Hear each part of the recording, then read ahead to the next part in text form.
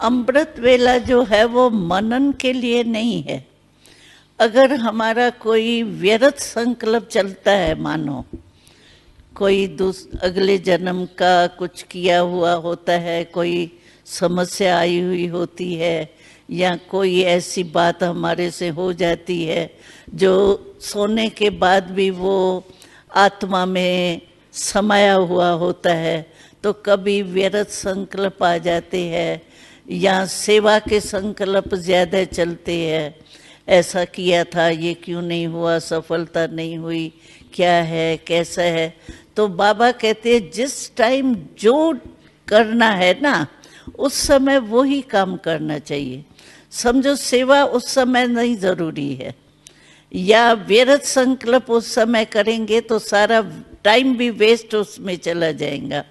उस समय हमारी स्टेज है, मैं बाबा से करंट लेके आत्मा रूप में पहले स्थित हो जाए। मैं आत्मा हूँ और बाबा से कनेक्शन जुटा हुआ है, और बाबा से जो शक्ति मिल रही है वो ऑटोमेटिकली हमारी फैल रही है। मैं दे रही हूँ, नहीं दे रही हूँ, ये संकल्प भी नहीं। नेचुरल है। लाइट हाउस जो होता है वो सोचता है कि मैं लाइट दे रहा हूँ, ऑटोमेटिकली लाइट हाउस है, वो लाइट उसकी फैलेंगी। तो बाबा से मैं शक्ति ले रही हूँ और शक्ति के वायुमंडल में शक्ति जा रही है।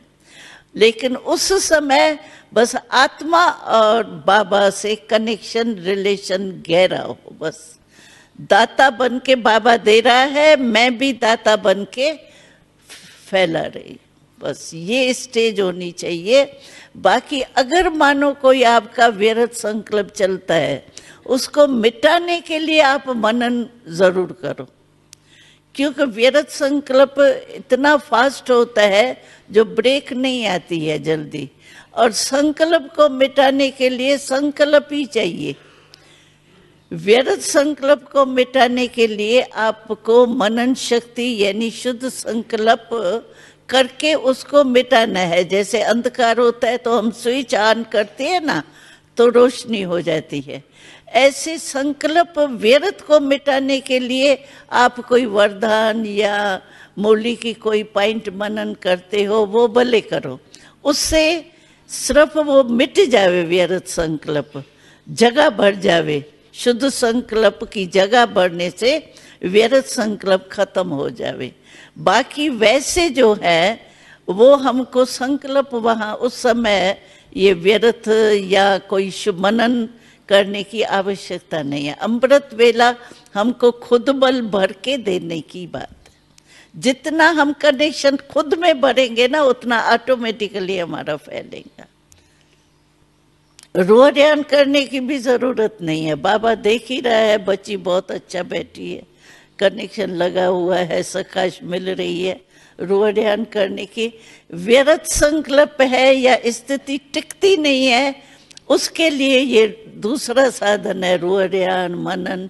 ये सेकंड स्टेज है। 4 स्टेज है ना। पहली स्टेज है बस आत्मा परमात्मा में लीन हो गई, माना लव में लीन हो गई, शक्तियां लेने में ही लीन हो गई, बिजी हो गई। लेकिन अगर वो नहीं स्टेज बनती है हमारी, तो सेकंड स्टेज है, फिर रोहरियान है, मनन है, ये सब सेकंड थर्ड स्टेज है। फर्स्ट स्टेज वो है।